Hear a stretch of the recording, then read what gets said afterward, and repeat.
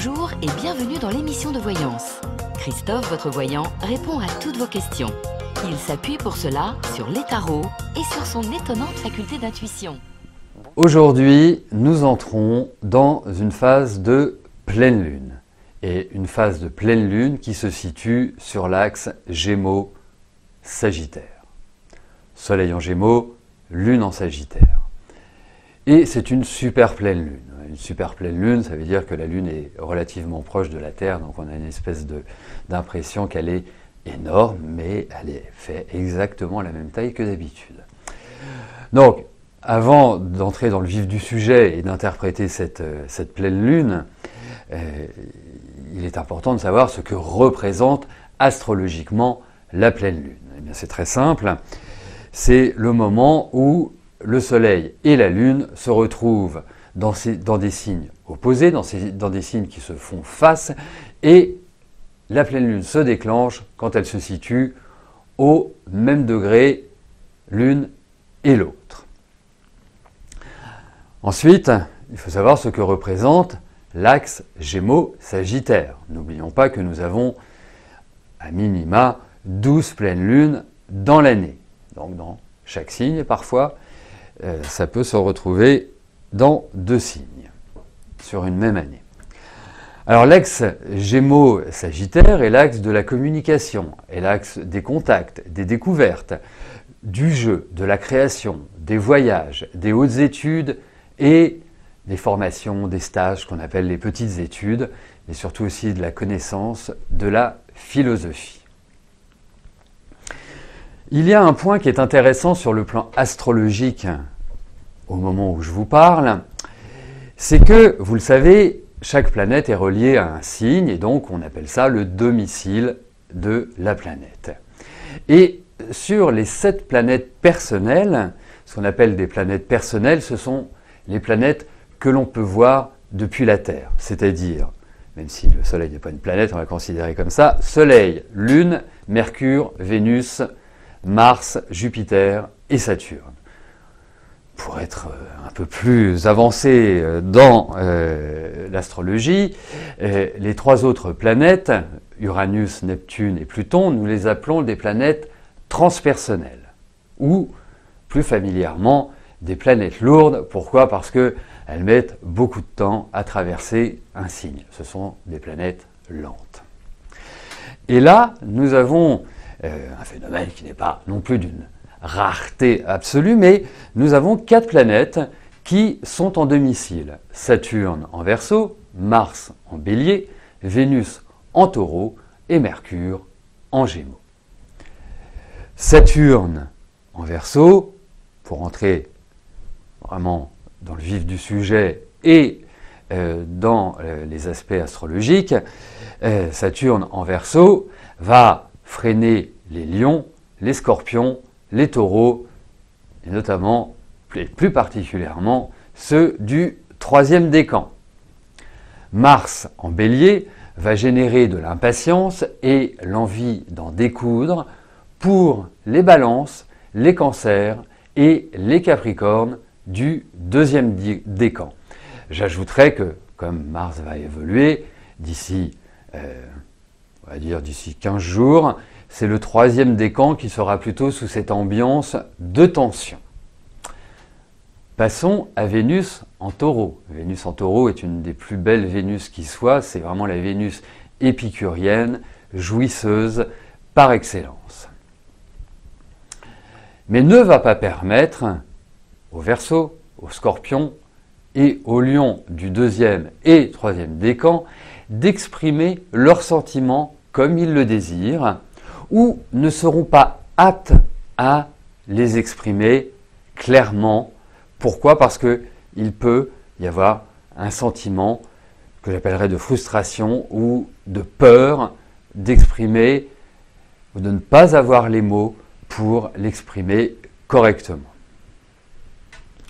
Mercure en Gémeaux peut engendrer une certaine tension nerveuse, des erreurs de communication pour les Vierges, les Poissons et les Sagittaires du 1er décan, en sachant que Mercure avance rapidement Donc dans le courant du mois, cela affectera aussi les autres décans de ces signes-là.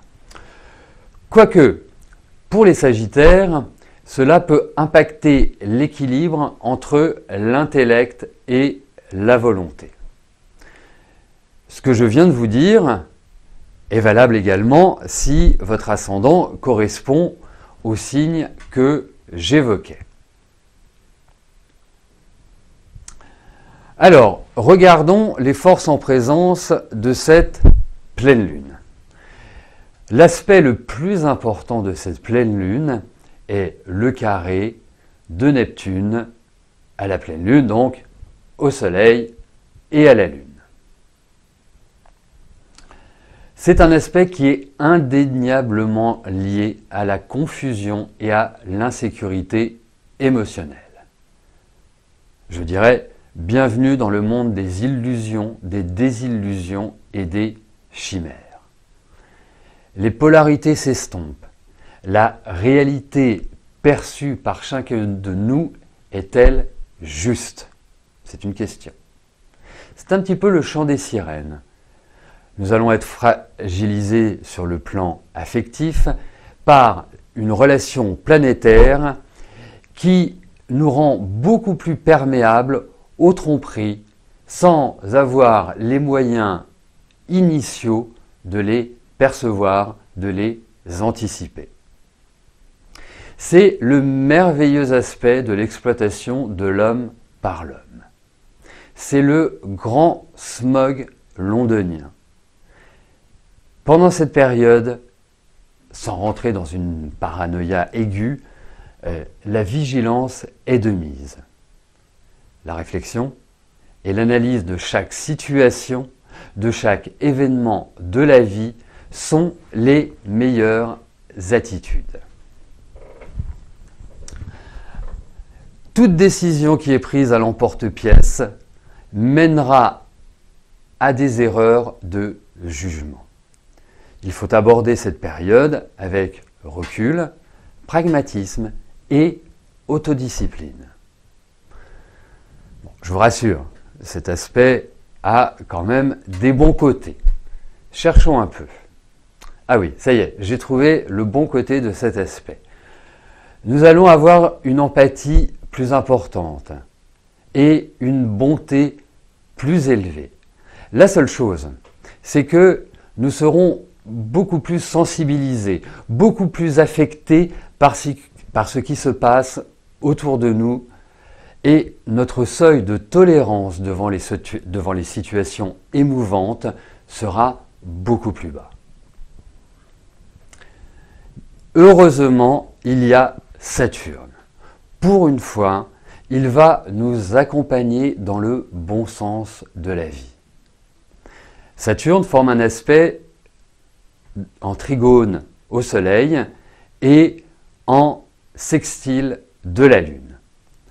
Donc, cela nous permet d'aborder les aspects affectifs et familiaux avec plus de sérénité et d'exprimer nos émotions dans un partage, dans un échange constructif. Le besoin de sécurité, de protection de vos proches seront plus importants. Ensuite, nous avons le fameux carré de Saturne à Vénus. Il est en formation, il sera exact d'ici quelques jours et va drainer un sentiment de frustration, de déséquilibre et de douleur affective. Bien évidemment, nous ne serons pas tous concernés par cet aspect délicat. Seuls les Scorpions, les Verseaux et les Lions du troisième décan ressentiront plus fortement ces sentiments. En pratique, cela va impacter nos relations amoureuses par un sentiment de ne pas être aimé comme il devrait et d'avoir une image dégradée de notre personne. Je vais vous donner quelques petites solutions à explorer si vous êtes dans cette dynamique-là. En sachant ce qui est intéressant quand j'interviens sur le plan astrologique, c'est de regarder votre thème et de regarder ce que forment comme aspect les planètes dont je vous parle. Parce que si vous avez un aspect difficile entre Vénus et Saturne, vous allez le ressentir beaucoup plus fortement que si l'aspect dans votre thème natal est favorable. Donc, j'en viens aux solutions qui peuvent être adoptées.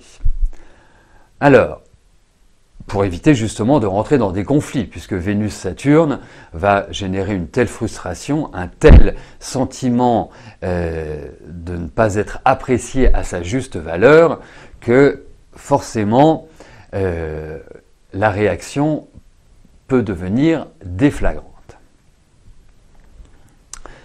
Alors il faut prendre de la hauteur. Il ne faut surtout pas se laisser submerger par nos sentiments. Il faut regarder en face notre vie amoureuse, en l'abordant non pas dans la lamentation façon Calimero, mais de faire un état des lieux de notre situation et surtout de nos désirs et de nos envies par la suite. Il est préférable de rester objectif et factuel. Bien évidemment, ceux qui vont ressentir cet aspect délicat vont sortir au fond d'eux une certaine mélancolie, une certaine tristesse. Et justement, vous savez, quand on connaît, quand on connaît ses saints, on les honore. Quand vous traversez une période qui est délicate, un aspect Saturne-Vénus ne dure jamais très longtemps. C'est une concentration sur quelques jours, mais cette concentration sur quelques jours, si on ne le sait pas, peut aboutir à des remises en cause de la vie amoureuse, de la vie sentimentale, et quelque part aboutir à des réactions, je dirais, plutôt viriles, plutôt impulsives et violentes, parce qu'on se sent floué. Une fois qu'on le sait, on se dit « Ok, je vais prendre sur moi », je vais laisser passer les choses, je ne suis pas forcément dans une énergie qui vaut la peine de m'emporter, bien au contraire, laissons cet aspect passer et après, je verrai si la réalité était telle que je la pensais. Pour terminer sur les forces en présence, sur les aspects que cette nouvelle lune nous apporte, nous allons terminer par un aspect extrêmement positif qui est le trigone de Pluton à Mercure. Alors bien évidemment, nous entrons avec Pluton dans les phénomènes de transformation, tout ce qui est au niveau de la sensitivité, et donc c'est le monde des sensations, de l'analyse positive et de la profondeur de nos ressentis. C'est la relation planétaire qui nous fait comprendre, qui nous fait percevoir les situations de la vie avec finesse. Et heureusement que nous avons cet aspect parce qu'il va contrebalancer le carré de Neptune au luminaire, donc au Soleil et à la Lune, et apporter de la sincérité dans les relations.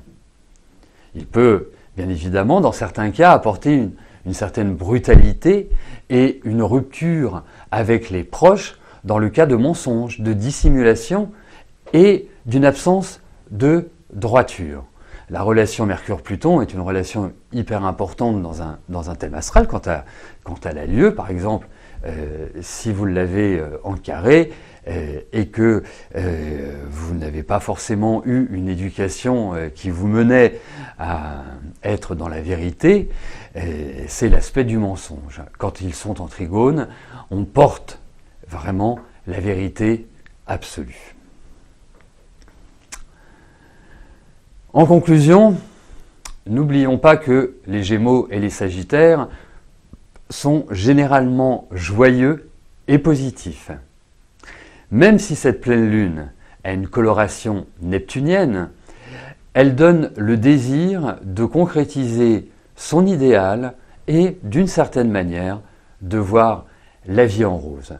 L'élément clé, l'élément le plus important pour éviter de s'embourber, de s'enliser et justement d'être dans un pragmatisme, d'être dans une énergie où on se concentre sur ce que l'on a à faire, d'éviter la dispersion et surtout de ne pas croire en réalité tout ce qu'on dit. C'est vraiment la vérification. Si on le prend sur un plan plus général, plus global, un aspect comme celui-là est l'aspect idéal pour les fake news. C'est vraiment l'essence même de ce carré. Voilà pour cette pleine lune. Je vous remercie de votre participation, je vous remercie de votre attention. Bien évidemment, d'ici une petite demi-heure, vous pourrez retrouver sur Instagram l'entièreté de mon intervention. Dès demain, vous pourrez retrouver cette même intervention sur notre site www.émissiondevoyance.com, sur la page Facebook de l'émission, également sur notre compte Instagram émission de voyance. Et puis, bien évidemment, qui dit pleine lune, dit nouvelle lune d'ici 2 semaines, ce qui me permettra de vous parler de cette nouvelle lune qui aura lieu dans le signe du Cancer. Donc là, on changera complètement d'énergie par rapport à l'axe Gémeaux-Sagittaire.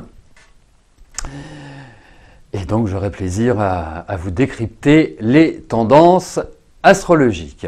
Je vous souhaite à tous une très belle journée. Merci de votre attention, de votre fidélité. Et je vous dis à très bientôt. Merci. Bye bye.